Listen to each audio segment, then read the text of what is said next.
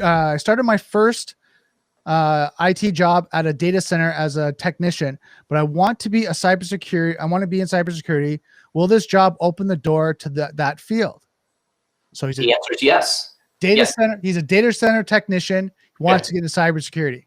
Yeah, that's a good start. Most people start as a system admin, and other people, started by, being the guy that set up the new computers for people. You've got to get your hands dirty doing this. You've got to be into something. Working in the data center, there are all sorts of applications running. You need to learn a little bit more about them. You need to learn about, the network connections.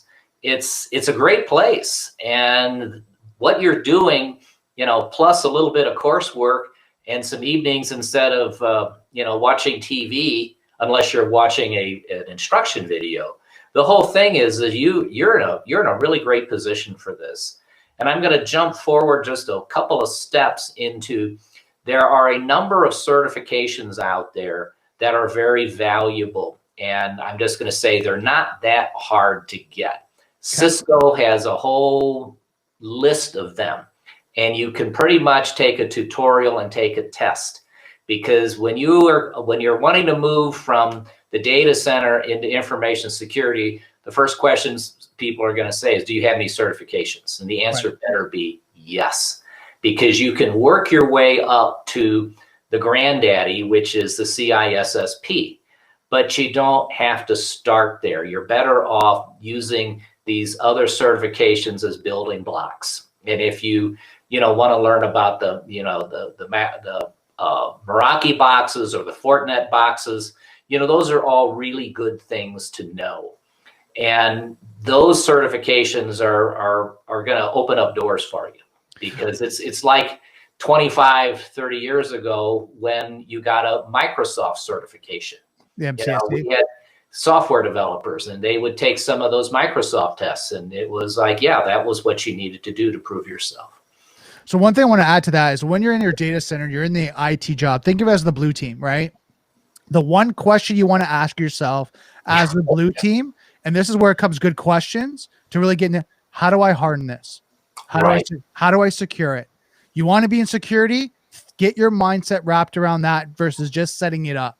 Because when you start going through your resume, you can talk about you hardened the data center, you secured the data center, you prevented any attacks from it. That was what your job and role was, of being the blue team, of setting up and configuring and supporting it. So if you have those, you put that question in your mind is, how can I harden this? How can I secure it? How can I protect it? Do that day in and day out. And now you're getting the security path. And then your resume, write out those projects. I did this. I did that. I did this. This is how I hardened it. This is how I secured it. Now what happens was, when a recruiter or a hiring manager looks at it, they look at all the security projects you've done. Right. Versus, I just set up a data center. I set up Amazon. I just did that. Okay. But how does that relate to security? Ask yourself really good questions. One of the things I'm learning more and more about will help you to answer your path and your direction. So the question I ask is, how are you securing it? How are you hardening it? And how are you protecting it? If you can go in that with that mindset day in and day out, that definitely is going to be a security role later. That is the best point, Brandon. I wished I'd said it, but I'm just going to add a little bit to that. Sure. Because part of the hardening is, put yourself in the role of the red team. If I was the red team, where would I go? Mm-hmm. What would I do? But, you got your yin and your yang here, because hardening is going to keep the red team out. But you also have to think like the red team and say, if I was a red teamer, what is the weak spot here? And then you put your blue team hat back on, say, I'm hardening that. So you see, Brandon, you're right on the money there. That's awesome. You could write a book and sell it on Amazon. There you go. There you go. Well, I have the stream, right? There we go. We can monetize this, right? Yeah. So next question for Jim. What certification do you look for, and what certification would you recommend to someone to get an entry-level job? And now I'm going to caveat that, in cybersecurity. Well, they're more acronyms than there are letters in the alphabet. Right. And so I can't pull one off the top of my head here. I've got really smart people who are my team, and they know what to look for and what questions to ask the young people as they're coming in. So I'm just going to take a pass on that one and say I can't tell you which one, but a couple are good. And that's the way I'm going to leave it here. You know, I told Brandon early on, if I don't have the answer to the question, I'm not going to pretend like I do. So for me, I'll tell you this: go to the job, whatever job you want to get. Do a Google search, Indeed, LinkedIn Jobs, whatever that may be. Look at the qualifications and see what they're asking for requirements, Exactly. certifications, and then work your way that way. Entry level jobs, you'll probably see Security Plus, right? You might see CISSP, but that's generally not an entry level job. But you'll see kind of Security Plus. It's a lot of the CompTIA ones you'll see on that. That's generally ones that get you in, and that would normally you'll be like a security analyst, maybe even working at a SOC level 1. Those are those jobs. But then you want to look at where's that your jump off point to what? Are you going to pen testing? Are you going to something else? Because if you're going to pen testing, then you look at certified ethical hacking, you're looking at OSCP, you're looking at all these other certifications. So you got to know the path of what you want to go, and then reverse engineer, work your way back to where you want to go. So again, I know we get a lot of these questions about like, what's the best certification? What's the best job first? What's the best job? And then work your way back. Hack that. If you can hack that, you're going to be a lot more successful versus us saying, go get your CISSP. If you don't like management, you don't like being kind of a managerial role, you're going to hate the CISSP. If you're a pen tester, a hacker, and that's what you love to do, you're going to go OSCP, you're going to go that direction. So you got to know where you want to go. That's a very good point, Brandon. The other thing I like to add is at my company, we pay the testing fees and the certifications for people who want to move up. And I would, if I was a young person and I was getting in and I had some certifications, one of the questions I would ask is, how will you, Mr. Boss, Ms. Boss, how are you going to help support me in becoming a better analyst? And the answer better be, well, we're going to encourage you to take more courses and get more certifications. And I'm going to say, well, are you going to pay for these? And the answer should be yes. Right. Sometimes it's not, but if you want to move on from that entry-level job and get a higher paying job somewhere else, you need to take it on yourself. But we've always paid for those things for our people, because there's nothing better than having an intern come on board, work for us for a couple of years, and then go off and get an outstanding job somewhere else. That's what we do. So let me ask you this, and I'm going to ask this because probably some of the guys are still asking, career type questions. Would you hire someone without any experience? Depending on, okay. All right. We have hired military vets with no experience. And our offices are in New Boston, New Hampshire. There is a VA hospital in Manchester, New Hampshire, which is not that far away. Yes, we have hired military veterans who, maybe some of them were disabled. We hired them and we brought them in and we trained them from the ground floor up. Nice. And we looked at that as part of our mission. Right. To give back for their service. To give back for their service. So the answer is yes. But if you came to me as a fry cook from McDonald's, I would talk to you about how I really think you need to do some studying before you come back and interview again. But for the military veterans, especially the disabled ones, that is our mission, because the company was founded by, military vets. And we think that we owe these men and women, our time. Yeah, for their service. No, and I completely agree. And I wanted to ask that question because I think one of the things where there's a gap in the industry right now is we're short of resources, right? Yeah. When it comes to organization, they need good quality resources, and being able to have people that are willing to do what that needs to do. Like, for example, training, certification, self-study, doing all that, labs at home to get your foot in the door. And then once you do, like you just said, a lot of great companies, once you get your foot in the door, they'll help you accelerate your career. Exactly. Awesome. So next question, question for the panel. How do they manage their collection platform? What type of int It gives the best payday for actionable intelligence. Also, do they have any issues of running into collections on U.S. persons, or is it only a federal issue? Wow, I don't know where to begin that. That's it. There are like 6 questions in there at once. So let me take the easy side of that. Okay. We parse through, lots of data. We have our database has over 5 billion IPs in it. Okay, and we are updating our database every 14 seconds. So we collect a whole lot of data. We do not collect personal, private, and financial information. So I'm not in a position where GDPR or the new GDPR in Canada is going to come chasing me around, because I don't collect data like that. Right. I collect IPs and domains, and I have a malware petting farm, and I actually identify and find cyber actors. Okay. I've worked with the attorneys on this for years to make sure that we're not collecting and saving anything that is going to get me in any, get sued later.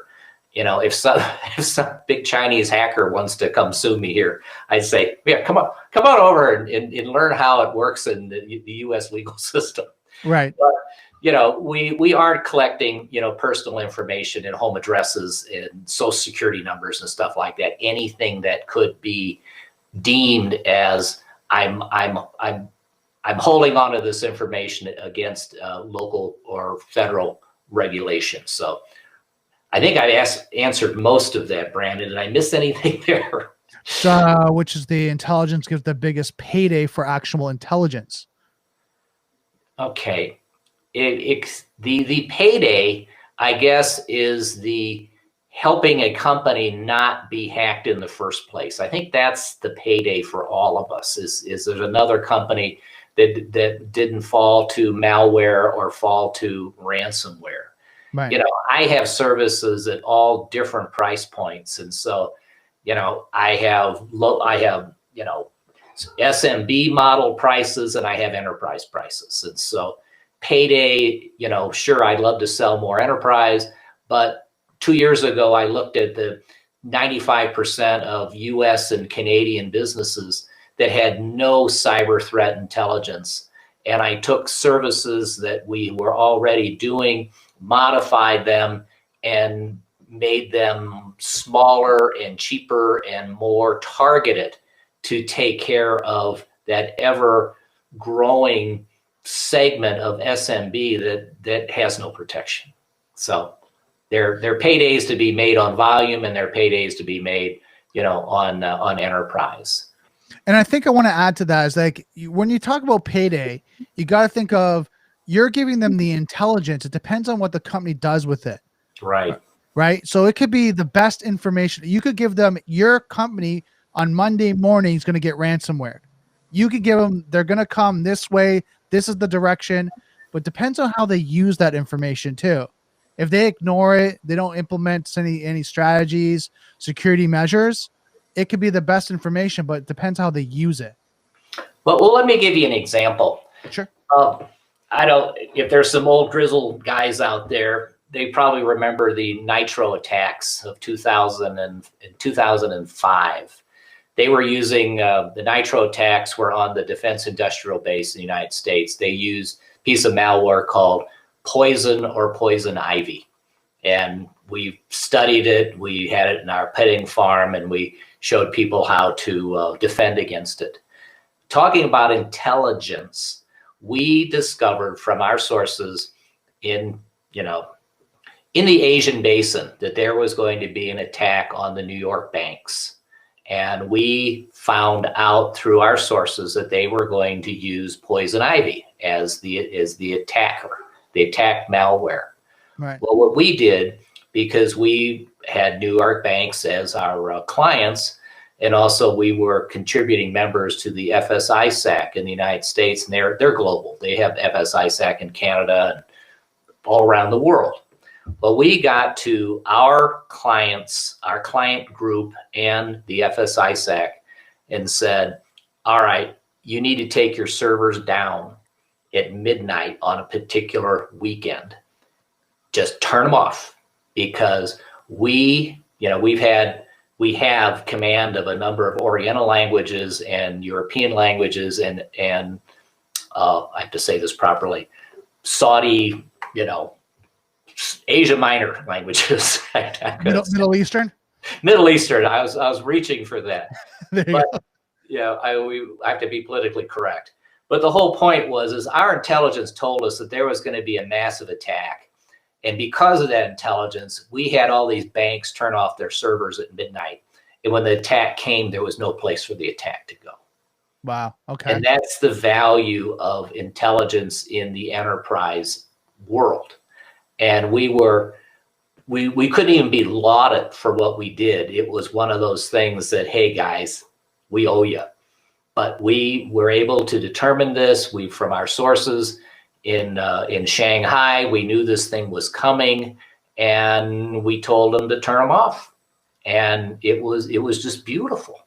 So you're looking for a payday. Here's another payday thing. Our payday was we saved banks and depositors and investors. We saved them a whole lot of money and aggravation by making sure that attack failed.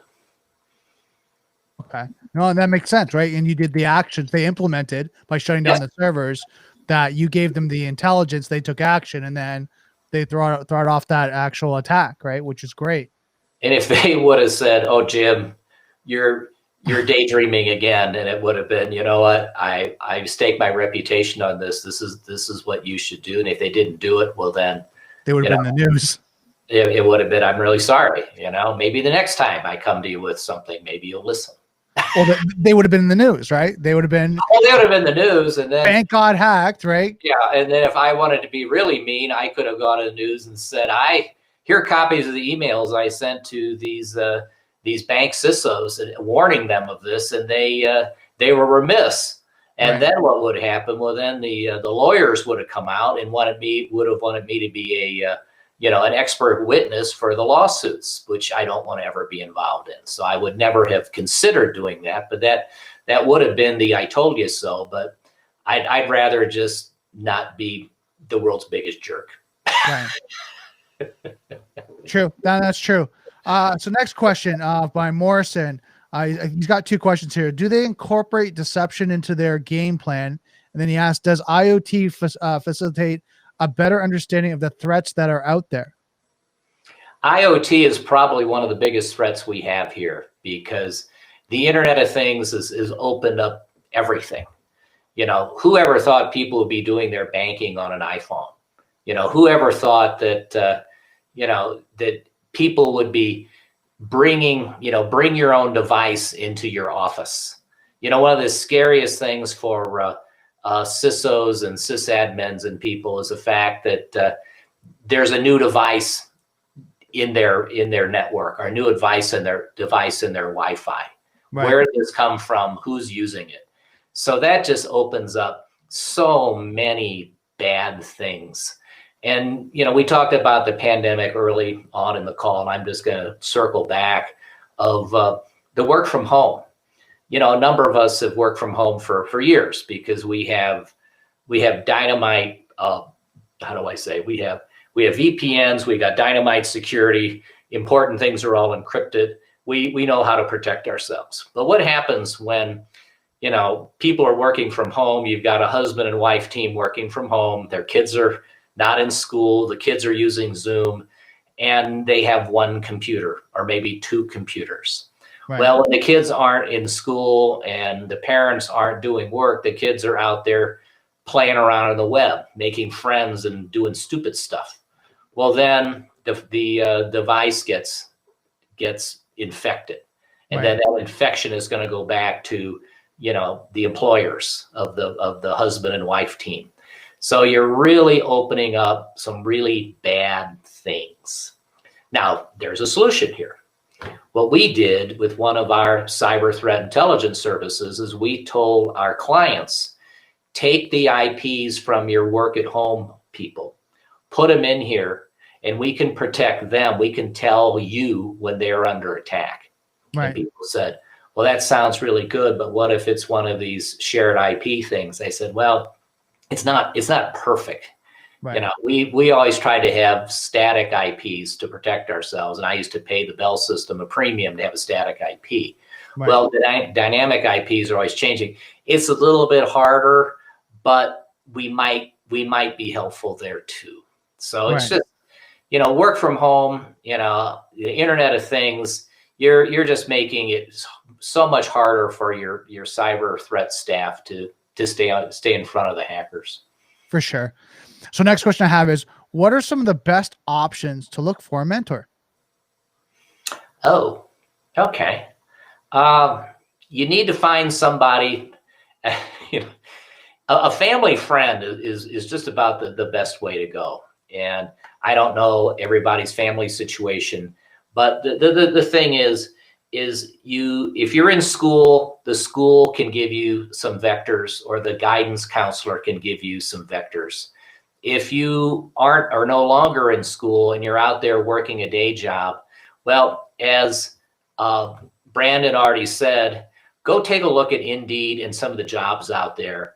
And if it's close, and I always say, well, don't try to do something with a firm that's 200 miles away. If there's a firm in your neighborhood, your ADI, that would be an easy drive or bus ride over. You go over there and you dress for success. You ask if there's an opportunity to do an internship and prove yourself to them. And that's how that mentorship is going to work out best.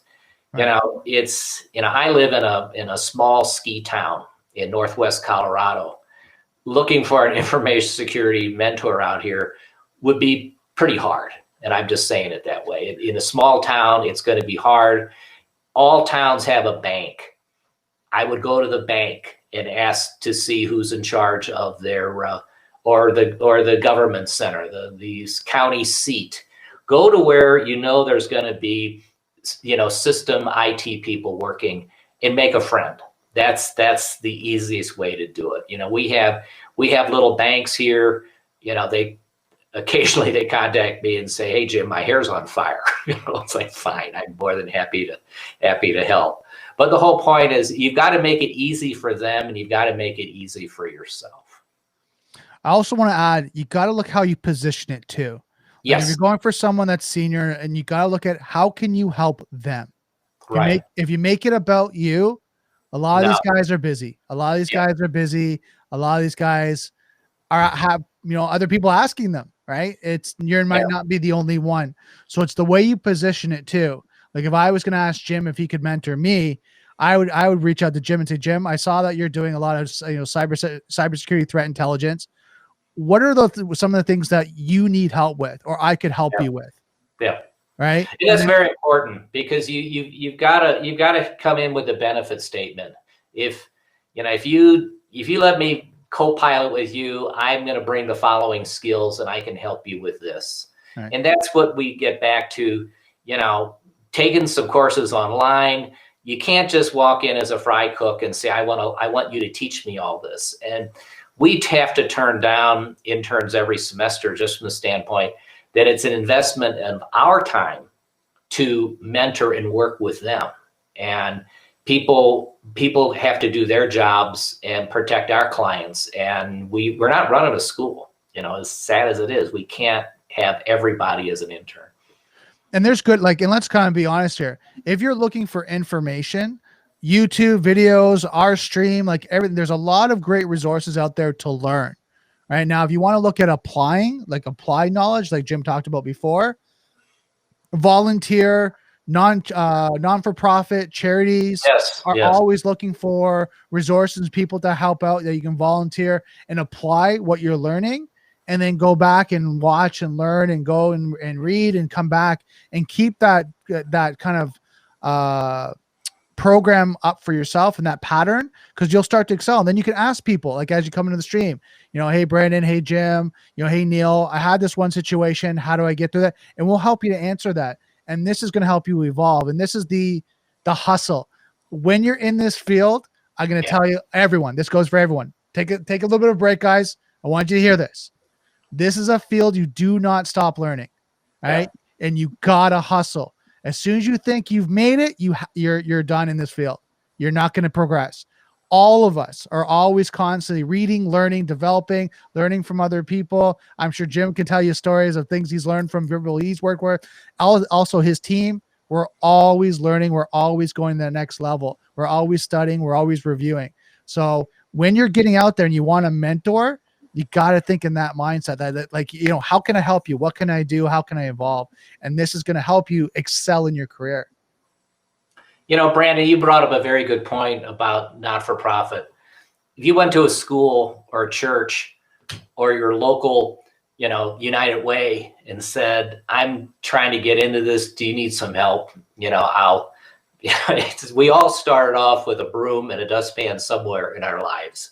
And if you start off with that in the server room, well, at least you're in the place you want to be if you're sweeping up the server room. And the guys around, hey, do you mind me asking, what are you guys doing? Yeah. You know, do you guys need me to help you hold the wires? You need to. I remember like my first help desk job, I was helping sometimes when they were doing projects, just hold the racks, right? Help them wire things, right? And they were like, can you help us do this? Can you hold this? Can you do it? Yeah. So why are you doing that? And then why are you crimping the wire and doing that in that port? And why are you enabling that port? And then all of a sudden it started to evolve where now I knew what they were doing their switch. Now I knew why they were enabling it. Now I knew why the daisy, and I started to learn because I just was helpful. And that's a very good point. Most of us started off somewhere along the way with a wire in our hands, or, you know, the things that put the cute little plastic thing, the RJ45s on. You had to make sure those strands of wires were in the right order when you put them in before you crimped them. Yeah, we all learned how to do that. I remember that. And you're sitting there and you're trying to hold them all and you're trying to get the thing on and crimp it. And you put it in and you test it and you're like, so you have to cut it off and do it again. Cut another 1.5 inches off and start over. Yeah, we've all been there. And there's nothing wrong with that because, you know, I started off in the Bell system in 1978. You know, I was green as green can be, but I learned telephony. Right. And then years and years later, guess what information security was? Telephony. Right. And it was like I was going through the CISSP book and go, oh my God, I learned this at the training center in Dallas, Texas back in the 70s. You know, they were still wires. They were just carrying different things. Wow. So guys, just want to kind of catch in, just a little housekeeping here. If you guys want to follow Jim, I'll get secure IT guy to actually put in the chat my socials as well as Jim's socials as well, so you guys can follow us. Jim, I'm sorry about this, but you're gonna get a lot of LinkedIn connections. You're gonna get a lot of people reaching out to you, but at least you guys can kind of reach out, ask Jim questions about what you're going on in your career. If you guys want to know a little bit more about the cyber and threats and the intelligence, check him out on his website. It's actually www.waypacklabs.com. That will be sent out to that as well, so you guys can check that out. Now we got lots more questions. You ready, Jim? I'm ready. Okay. So in an application of AI for mechatronics or robotical devices regarding cybersecurity issues or threats, what will be your advice as training as a professional career path as others things that I may ignore? Interesting. So I think he's looking at, in an application of AI, mechanics and robotics devices regarding cybersecurity issues and threats, what would be your advice for training, right, and in a professional career path? Well, that's a really, really big question. First thing you need to do is you need to understand what AI is and what ML is, artificial intelligence and machine learning.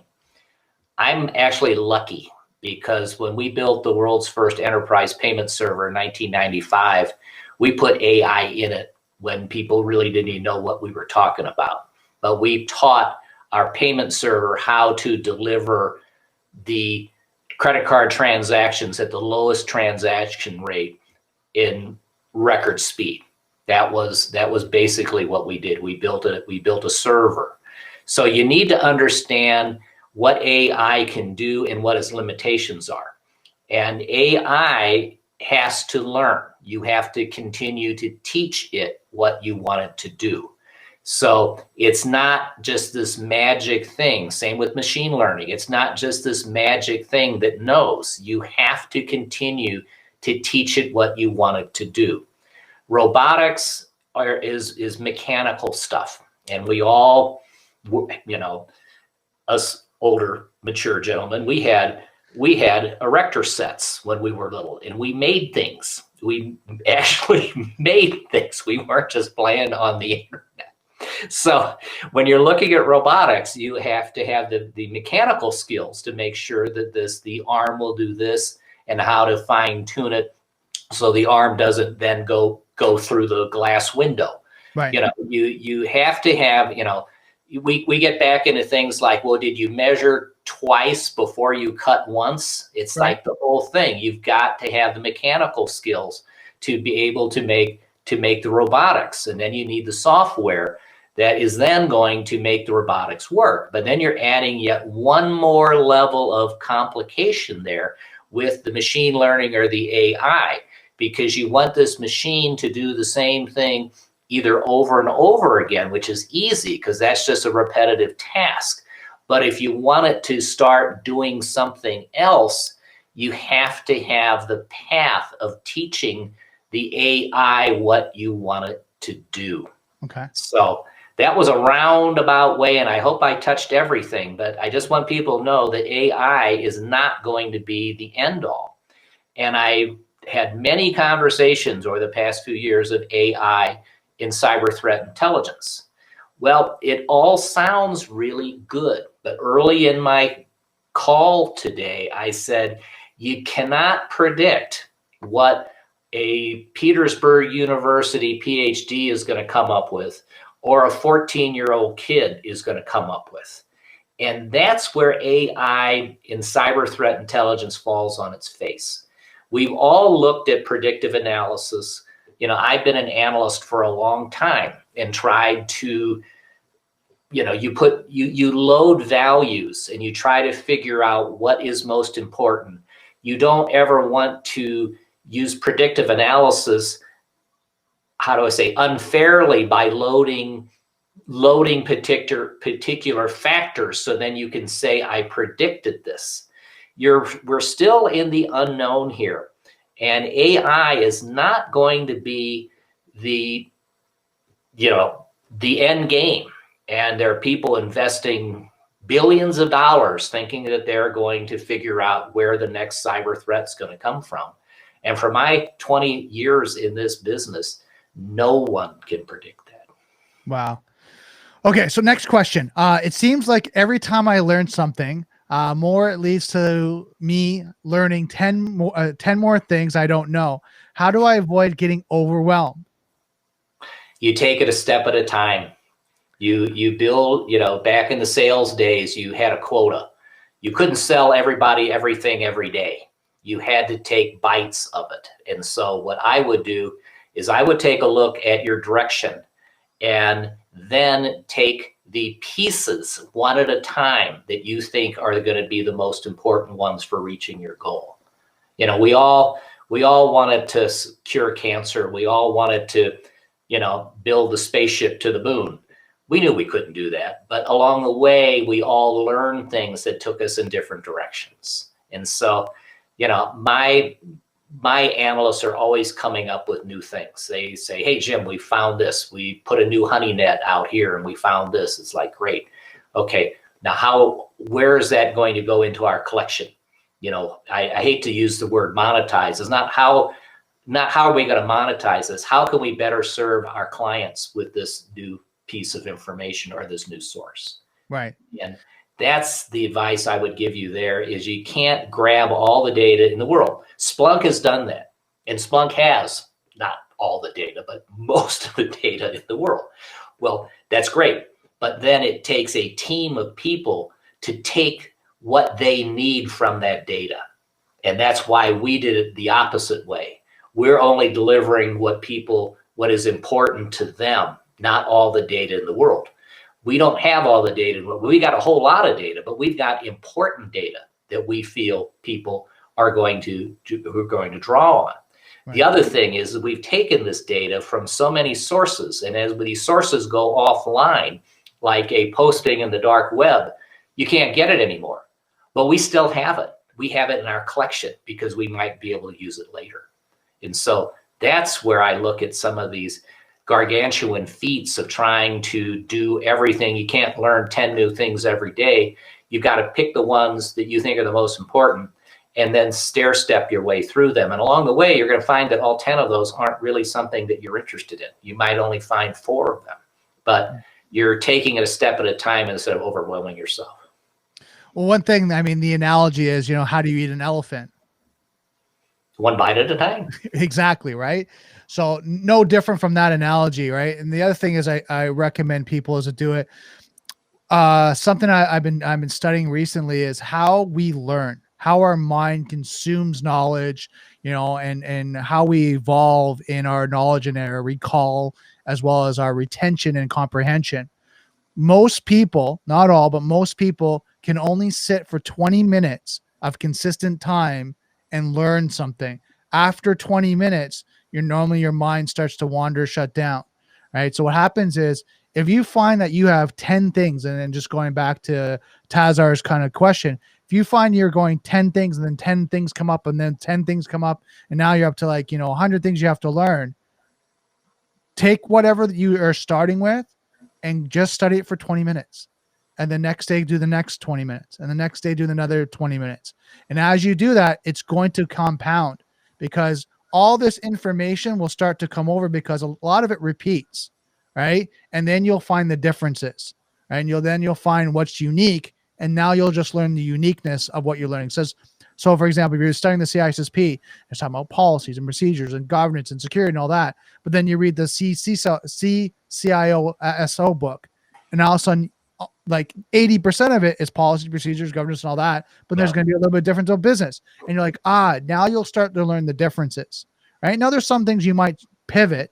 You might go from pen testing to a CISO role, and now it's completely different, right? And you're going to have a little bit of an up curve. But again, it's just small bite-sized pieces. Just go through it. You're not going to learn everything. So that's one recommendation of someone that's trying to master the skill of learning, because like Jim and I both have, you're always learning. So how do you master that so you keep learning, right? Yeah. So that's my recommendation. Very good point. Very good point. Next question we have here. Where do you see the industry of cybersecurity in the next 5 to 10 years as IoT get more incorporated into everyday life? How will the industry leaders ensure that people who govern are able to understand that the thin line of illegal collection on people and prevention of cybersecurity threats? So you're getting a lot of compound questions. Okay. I'm going to take this a bite at a time. What I see is one of the big problems that's going to be coming. Well, okay. The solution to the big problem that's coming is you're going to be seeing a merging of physical security and cybersecurity. Okay. Mm-hmm. In today's world, they're pretty much left hand, right hand. But you can have a fence, you can have a camera, you can have a guy sitting in a chair looking at a monitor. Well, when there's a man in the middle attack there, it doesn't really matter if you got a man in that chair or not, but the car is going to get stolen off the lot because someone cut the bolt, they use bolt cutters and went in and got the car. You're going to see that with the Internet of Things, where physical security is going to be equally important, but how are you going to protect anything if you can't trust your network? See, we get back to the network issues of, if your network is hacked, what is the physical security going to do for you? I look at the Internet of Things and knowing that everything is going to be connected, but while things are being connected, it's going to open up even more levels of fraud and physical issues of things being stolen or breaking and entering. You're really going to have to, work with, the government the government is there to govern, but the government isn't there as a technology lead. Right. And I've talked to the Belfer Center at Harvard University on the direction of cybersecurity. And I've, you know, they're seeking a government, a private and government partnership to help with this. And that is the only way I can see this coming. So you're going to have a private and government partnership to help protect all of us. And it's you can't have Republicans, you can't have Democrats. Everyone has to be in this together. And that's one of the hardest things that we're going to be seeing in the United States is we've got a bipolar. No one wants to cooperate with the other party, and the consumer out there is going to continue to lose their information. Right. And if they're losing their information, they can lose their physical property too. Right. There are so many ways that your personal, private, financial information can be used to steal your physical assets too.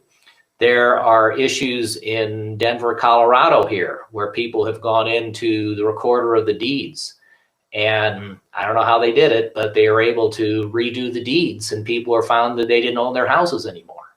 Right. Well, this was one of those things where physical security and financial security, and cyber security should have come together to protect these people.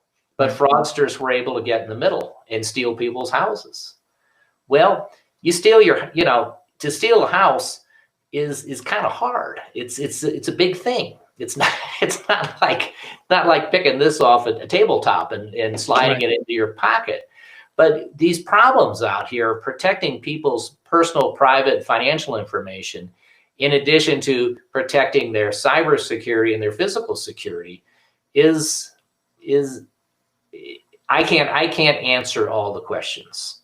Right. And I kind of danced around that as much as I could, but we all have to protect our personal, private, financial information, because it's going to end up being a loss of either physical assets, which can be money, or it can be your identity.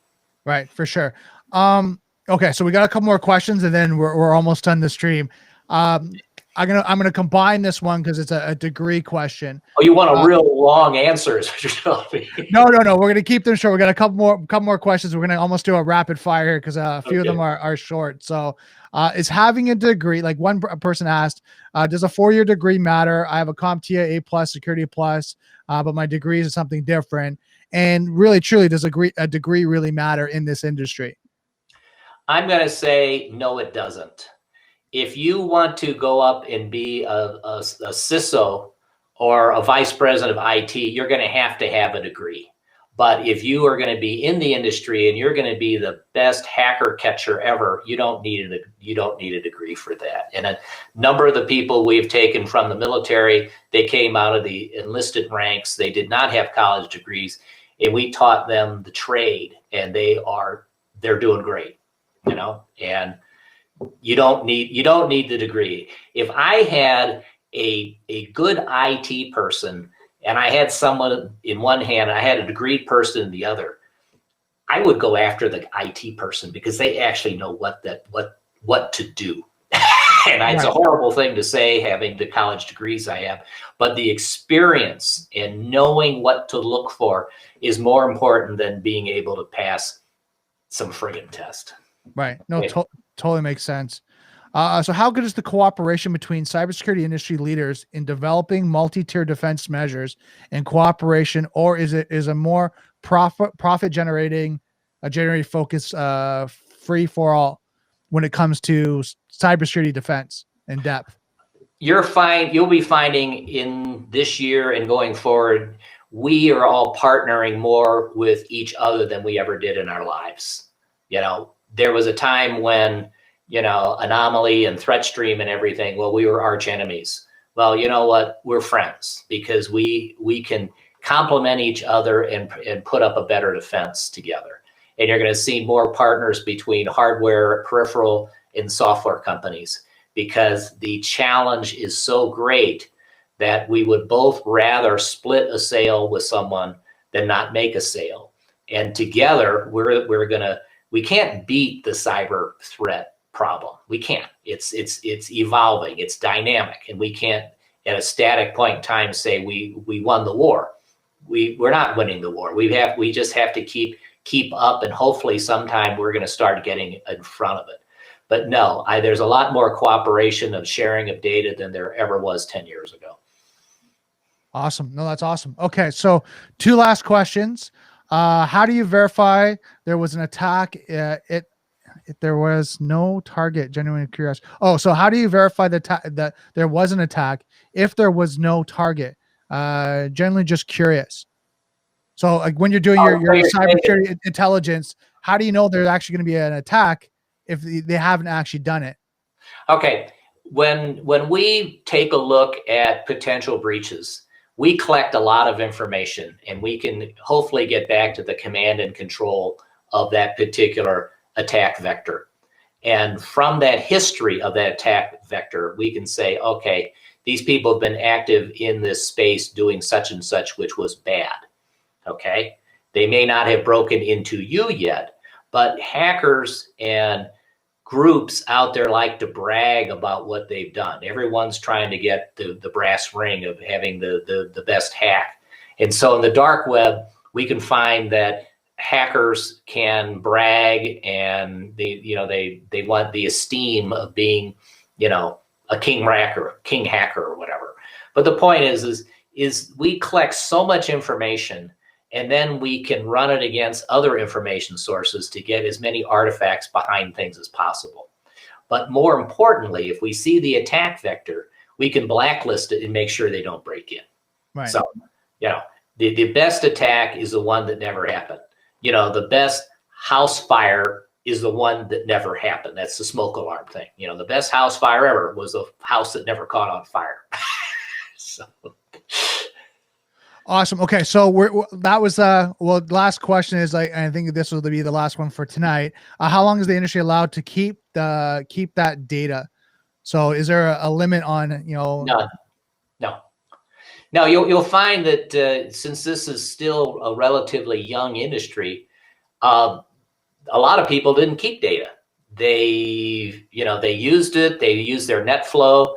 If the net flow was a year or 2 old, if they didn't want to store it anymore, they just got rid of it. But if you work with a company like ours that is a perpetual pack rat, we've kept this historical data, and we can take our data of cyber threats against, basically any entity and put it on a graph like a mountain range. And then we can take any metric such as share price or factory downtime or customer complaints or temperature or humidity and run any metric against our data to see if there's any causality here. Right. And that's a whole other story of being an analyst versus just, being, a threat chaser. It's like, what can we do with this data? And that's what I do. I'm not a threat hunter, but I will look at the data and I will run the data against net flow. I'll run the data against other metrics and see if I can find some causality there. And if I can find the causality in a particular entity or industry or geo or time frame, well, then I can't say it's predictive analysis because I'm going back in time. I can't go forward in time, but I can study the behavior of a number of these malware and threat groups. And the behavior analysis is equally as important as the threat analysis. Wow, that's awesome. Well, thank you so much, Jim. We're going to end the stream now. Thank you, everyone that's came out, asked Jim some amazing questions. To connect with Jim, I'll get Secure IT, Sec IT guy to actually put the links in the actual chat again, so you guys can check out Jim, LinkedIn, his website, ask him any questions, anything along that line. Thank you so much, Jim. Thank you. That was awesome. I learned a lot from this. Well, thank you very much for your kindness, and thank your viewers for not trying to just nail me to the wall. I'm more than happy to answer questions and work with people, and I'm just glad that this wasn't Zinger Day. So thank you very much for being kind. Perfect. Thanks, Jim. Thank you. Take care. Wow, what a great episode. Hopefully you guys learned a lot from the stream. We talked a lot about what's going on in the industry, cyber threat intelligence. Again, check out Jim, go on to his website, ask him a lot of great questions about the cyber intelligence, threat intelligence, really kind of get as much information as you can. This is just such a great, stream that we're on right now. I'd like to thank you guys for all your great questions, all your great insight, what you guys were talking about in the actual stream itself. Thank you for Sec IT Guy for moderating. I want to thank Neil so much for, giving us this platform to be able to do this stream and just helping us to get the information out, really kind of getting a lot of great value to you guys. So don't forget that there's going to be a stream on later, I think, and there's going to be one on tomorrow. So just don't forget, software is hackable. Being connected is vulnerable. I'll see you next episode.